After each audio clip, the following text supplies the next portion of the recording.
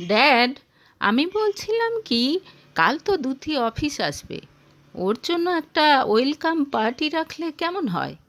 ওর জন্যই তো মিস্টার আগরওয়াল এত বড় একটা ডিল সাইন করলেন আমাদের সঙ্গে। আবার ওরও সেকেন্ড ইনিংস শুরু হবে আমাদের অফিসে।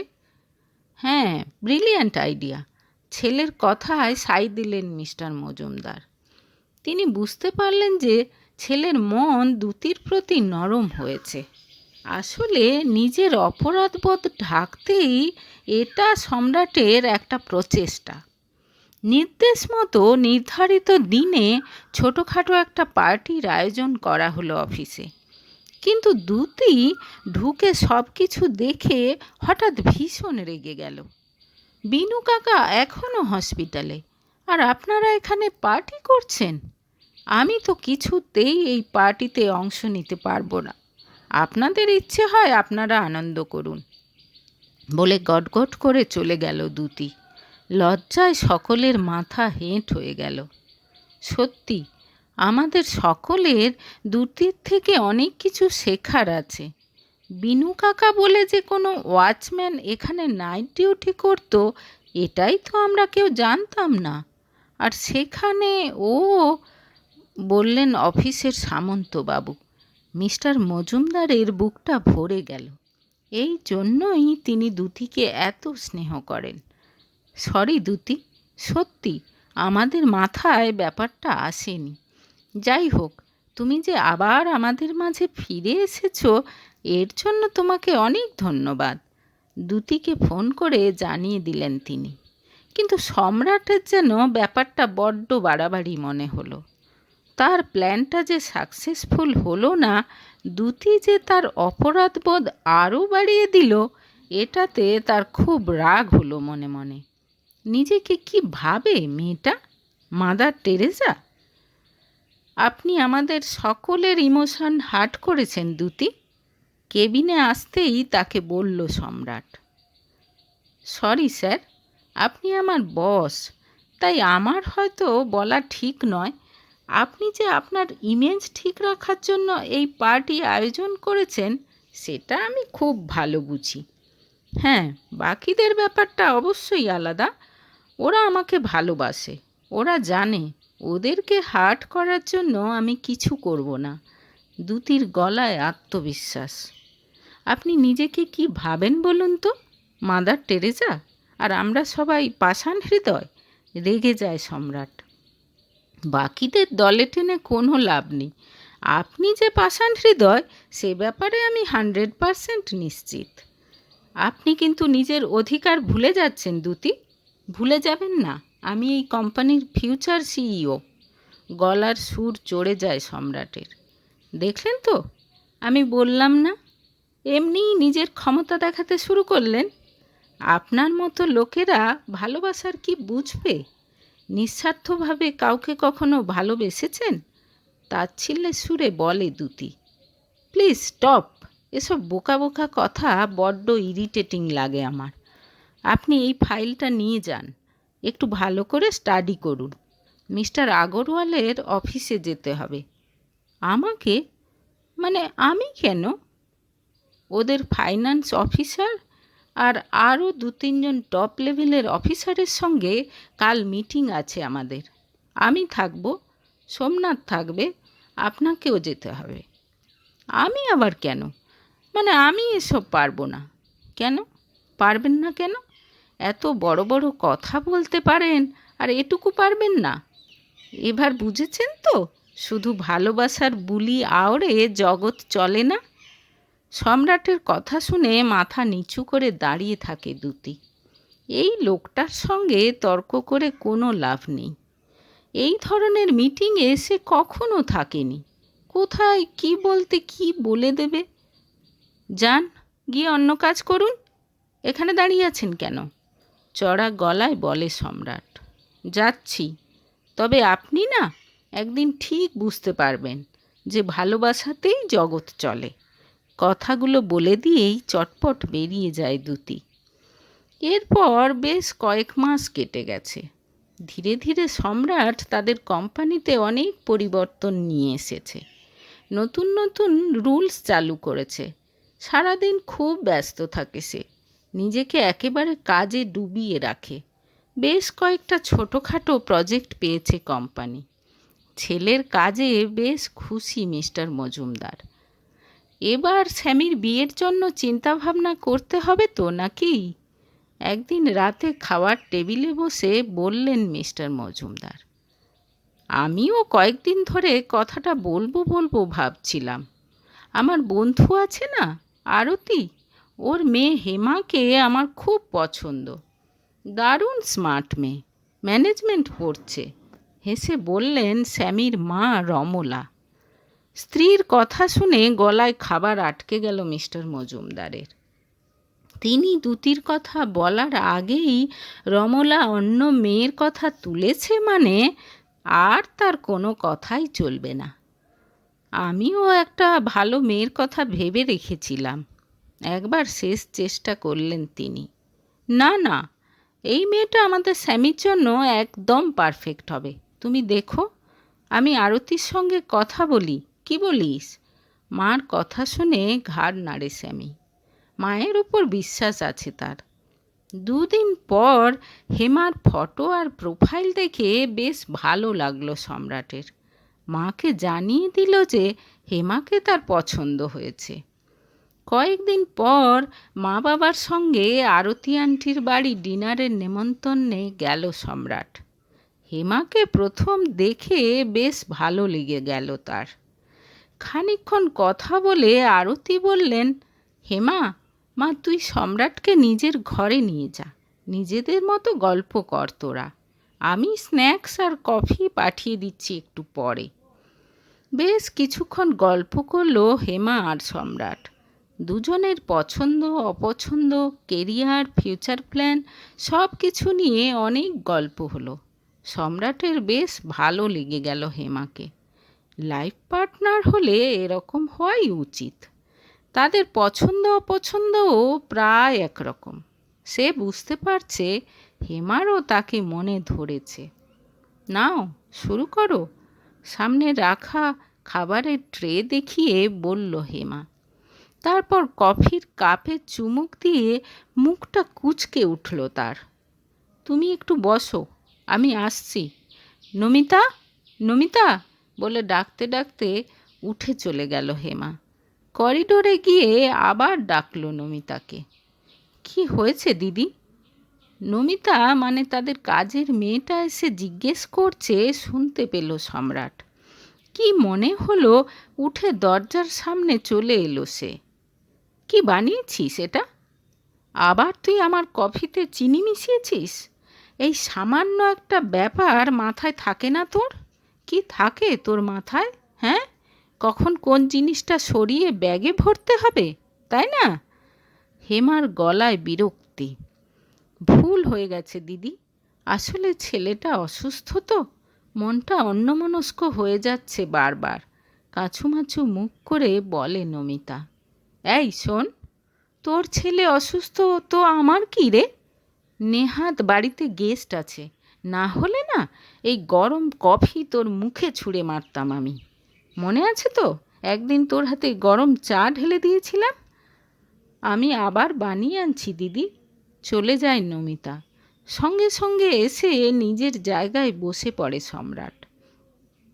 এই কাজের লোকগুলো না ভীষণ বেয়াদব, একটু লাই দিলেই মাথায় চড়ে বসে। বলতে বলতে ঘরে এসে ঢোকে হেমা। সরি, হ্যাঁ কি যেন বলছিলাম বলে আবার কথা শুরু করে। এই নমিতা তোমার বাড়িতে কতদিন কাজ করছে? জিজ্ঞেস করে সম্রাট। অনেক বছর, আমার যখন 3 বছর বয়স তখন থেকে। ও, অনেক বছর। হ্যাঁ, এই জন্যই তো এরকম হয় না, বেশি দিন কাজ করলে আর সেই ভয়টা থাকে না। অনেকবার বলেছি ওকে ছাড়িয়ে দাও, মার আবার নমিতাকে ছাড়া চলে না, বলে এরকম বিশ্বাসী লোক নাকি পাওয়া যাবে না। ভাত ছড়ালে আবার কাকের অভাব হয় না। যাকগে, তোমাকে বলছিলাম না আমাদের অফিসের কথা। কিছুক্ষণ পর হেমা আর সম্রাটের ডাক পড়ে। ড্রয়িং রুমে সবার সঙ্গে এসে বসে তারা। দুজনের মা বাবাই বেশ খুশি। বিয়ে নিয়ে আলোচনা হতে থাকে। পুরোহিত মশাইয়ের সঙ্গে কথা বলে দিনক্ষণ পাকা করা হবে কথা হয়। ডিনার সেরে বাড়ি ফিরে আসেন মিস্টার মজুমদার ও তার ফ্যামিলি। রাতে শুয়ে শুয়ে কিছুতেই ঘুম আসে না স্যামির। হেমার কথাগুলো কানে ভাসছে বারবার।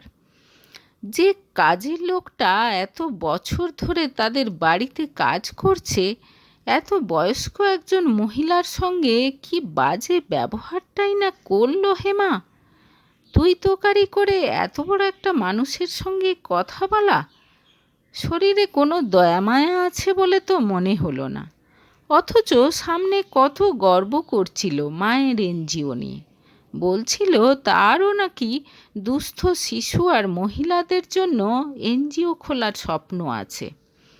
না চাইতেই দ্যুতির কথা মনে পড়ে গেল সম্রাটের। ছোট বড়, গরিব বড়লোক সবার প্রতি কি নিঃস্বার্থ ভালোবাসা মেয়েটার। সম্রাট নিজেও তো তাকে মাদার টেরেসা বলে ব্যঙ্গ করে। কিন্তু আজ শিক্ষিতা সুন্দরী আধুনিকা হেমার কদর্য রূপ দেখে তার বারবার দ্যুতির কথা কেন মনে পড়ছে। হেমাকে বিয়ে করতে হবে ভাবলে কেন বিরূপ হচ্ছে তার মন। অস্বস্তিতে বিছানা থেকে উঠে বসল সম্রাট। ভীষণ অস্থির লাগছে। কালই মা পুরোহিত মশাইকে ডেকে পাঠিয়েছে বিয়ের দিনক্ষণ আলোচনা করার জন্য। মা, বিয়ের ব্যাপারটা এখন পোস্টপোন করলে হয় না? সকালে উঠে মাকে জিজ্ঞেস করল সম্রাট। কেন, কি হয়েছে? মা বাবার সামনে সব খুলে বলল সম্রাট। চুপ করে থাকলেন মিস্টার মজুমদার। আমি এতে তেমন কিছু দোষের দেখছি না। এটা না হয় তুই জানতে পেরেছিস। সব সময় তো আর সবাইকে দেখে সব কিছু বোঝা যায় না। এখানে অন্তত ফ্যামিলিটা আমাদের চেনা, সেই রকম কিছু প্রবলেম হবে না, বললেন রমলা। আমি কিন্তু তোর সঙ্গে একমত। এই ব্যাপারটা এড়িয়ে যাওয়া একদম ঠিক নয়। আমি জানি মানুষ আরও অনেক খারাপ হয়, কিন্তু চোখের সামনে হিরে থাকতে থাকতে কয়লা নিয়ে টানাটানি করার দরকারটাই বা কী? গাড়িতে অফিস যেতে যেতে বললেন মিস্টার মজুমদার। মানে, তোমার কথা কিছু বুঝলাম না। অবাক হয়ে বাবার দিকে তাকিয়ে বলল সম্রাট। আমি যে তোর জন্য হিরে পছন্দ করে রেখেছি বাবা। হিরে? কে, কোথায়? কেন, আমাদের দ্যুতি। পুত্রবধূ হিসেবে ওর চেয়ে ভালো মেয়ে হাজার খুঁজলেও পাওয়া যাবে না আমি জানি। ড্যাড, দ্যুতি তোমার কোম্পানির জন্য লাকি, এটা মানলাম। তাই বলে বাড়ির বউ হিসেবে আমার মনে কোনো সন্দেহ নেই। এত সুলক্ষণা মেয়ে মজুমদার বাড়ির জন্য লাকি হবে আমি নিশ্চিত। মিস্টার মজুমদারের গলায় প্রত্যয়। বাবার কথা শুনে চুপ করে থাকে সম্রাট। দ্যুতি? দ্যুতিকে কি করে বিয়ে করবে সে? তাছাড়া সে নিশ্চিত মা কিছুতেই মেনে নেবে না এটা। অফিসে কাজের মাঝে সারাক্ষণ বাবার বলা কথাটা মনে পড়তে থাকে সম্রাটের। দ্যুতি নিঃসন্দেহে ভালো মেয়ে, কিন্তু তাই বলে বিয়ে? অতটাও ঠিক ভাবতে পারছে না সে। সারা দিন অনেক চেষ্টা করেও কাজে মন বসাতে পারে না সে। বারবার দ্যুতির কথাই মনে পড়ছে। এক সময় বিরক্ত হয়ে উঠে পড়ে সে। ফোন করে বন্ধু অর্জুনকে। দুদিন পর তারা 3 বন্ধু মিলে গ্যাংটক বেড়াতে যাচ্ছে। খানিকক্ষণ ট্যুর প্ল্যান করে মনটা একটু শান্ত হয় তার। বাবাকে বলে শপিং করতে বেরিয়ে যায় সে। শীতের 2-1টা জিনিস কিনতে হবে। বিকেল 4টেয় ফ্লাইট ড্যাড। আমি কিন্তু লাঞ্চ ব্রেকেই বেরিয়ে চলে আসব।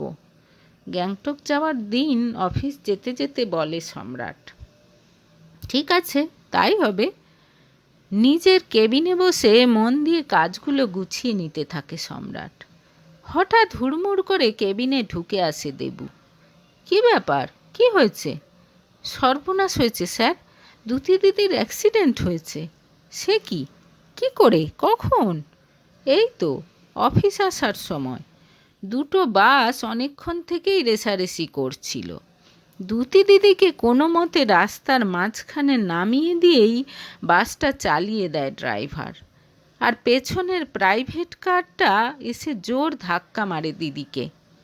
সে কি, হসপিটালে নিয়ে গেছে তো? কেমন আছে ও?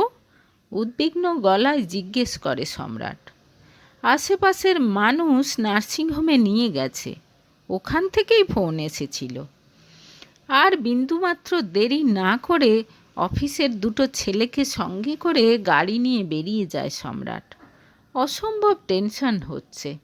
খবরটা শুনে ড্যাডির শরীরটাও খারাপ লাগতে শুরু করেছে। সোমনাথকে ডাক্তার ডাকতে বলে দিয়েছে সে। নার্সিংহোমে এসে তারা শুনল ভালোই ইনজুরি হয়েছে দ্যুতির। প্রচুর ব্লাড লস হয়েছে, এখনও জ্ঞান ফেরেনি। অস্থির হয়ে পায়চারি করতে লাগলো সম্রাট। রাত্রি 8টার দিকে জ্ঞান ফিরল দ্যুতির। খবরটা পেয়ে একটু যেন নিশ্চিন্ত বোধ হলো সম্রাটের। যদিও এখনও পুরোপুরি আউট অফ ডেঞ্জার নয়। গ্যাংটক যাওয়া ক্যান্সেল করে দিয়েছে সে। বন্ধুকে ছাড়া যেতে মন না চাইলেও অনেক টাকা লস হবে ভেবে অর্জুন আর উদয় চলে গেছে বেড়াতে। এর 3 দিন পর রাতে খেতে বসে টিভি দেখছিল সবাই। দ্যুতি এখন মোটামুটি ভালোই আছে। আজকেই আইসিইউ থেকে বার করেছে তাকে। সম্রাট বিকেলে ভিজিটিং আওয়ারে দেখে এসেছে। নার্সিংহোমের বেডে শুয়ে থাকা দ্যুতিকে দেখে আজ প্রথমবার বুকের মধ্যেটা কেমন যেন করছিল সম্রাটের। তার খুব ইচ্ছে করছিল দ্যুতির মাথায় হাত বুলিয়ে দিতে, তার কপালে ছোট্ট একটা চুমু খেতে, কিন্তু দ্যুতির মা পাশে দাঁড়িয়েছিলেন। বিকেলের কথা ভাবতে ভাবতে অন্যমনস্ক হয়ে গেছিল সে। হঠাৎ মার মুখ থেকে খুব জোর সে কি আর্তনাদ শুনে চমকে উঠল সে। তাকিয়ে দেখল টিভিতে গ্যাংটকের অ্যাক্সিডেন্টের খবর দেখাচ্ছে, সঙ্গে মৃত অর্জুন আর উদয়ের ছবি। নিয়ন্ত্রণ হারিয়ে তাদের গাড়িটা খাদে পড়ে গিয়েছিল। সম্রাটের মনে হচ্ছে তার মাথা ঘুরছে, এখনই পড়ে যাবে সে। সঙ্গে সঙ্গে উঠে এসে ছেলেকে জড়িয়ে ধরে বাচ্চাদের মতো কান্না শুরু করে দিলেন মিস্টার মজুমদার। রমলাও কাঁদছেন। সেই কোন ছোটবেলা থেকে 3 জনে বন্ধু। আজ দ্যুতির অ্যাক্সিডেন্ট না হলে তো তার ছেলেও ওদের সঙ্গেই থাকতো। এর কয়েকদিন পরের ঘটনা। সাময়িক শোক কাটিয়ে ওঠার পর আর বিন্দু মাত্র দেরি করেননি মিস্টার মজুমদার। স্ত্রীকে নিয়ে সোজা চলে এসেছেন দ্যুতির বাড়ি। যত তাড়াতাড়ি পারেন দ্যুতিকে পুত্রবধূ করে ঘরে আনতে চান তিনি। আর এদিকে কফি শপে দ্যুতির মুখোমুখি বসে আছে সম্রাট। কি মাদার টেরেজা, কি মনে হচ্ছে? কি মনে হবে? আপনার মতো রসকসীন মানুষকে বিয়ে করতে কার ভালো লাগে? কত স্বপ্ন ছিল আমার, লাভ ম্যারেজ করব, চুটিয়ে প্রেম করব। দূর, লাকটাই খারাপ আমার। শুকনো মুখে বলে দ্যুতি। ভাগ্যিস তোমার লাকটা খারাপ, তাই তো আজ আমি তোমাকে পেলাম।